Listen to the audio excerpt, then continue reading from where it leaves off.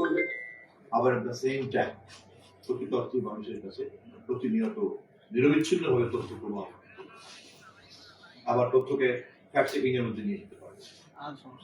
Free journalism করছে, open journalism করছে, at the same time automatically তাকে ফ্যাক্ট চেকিং এর মধ্যে করছে। তো এই জিনিসগুলি নিয়ে একটু কাজ করতে চাই।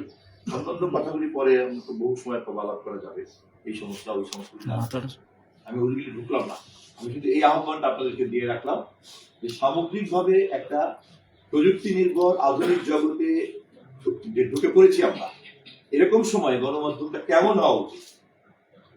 পুরোনো যে হ্যাংওভারের মধ্যে আমরা আছি, মানে গণমাধ্যম মানে ইত্তেফাক হলো, সকালবেলা উঠো, পত্রিকা কেন, চা নিয়ে বসো, তারপর একটা পত্রিকা পড়ো, তারপরে সেখান থেকে একদল লোক কিছু সংগ্রহ করছে, সামান্য কিছু লোক সম্পাদকীয় পড়ছে, এইভাবে কিন্তু চলছে। এটাকে কিন্তু ব্রেক করা সম্ভব এবং ভালোভাবে ব্রেক করা সম্ভব। আমি আপনাদের কাছে এই ব্যাপারে উদারকে একটা আহ্বান দিয়ে রাখলাম। আজকে আর অন্য কোনো আলোচনা দিলাম না।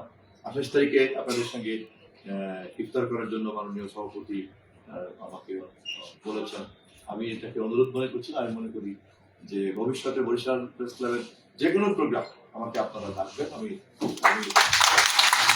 যদি কোনো রাষ্ট্রীয় প্রোগ্রাম না থাকে আমি চেষ্টা করবো যুক্ত হতে। তো সবাইকে ধন্যবাদ।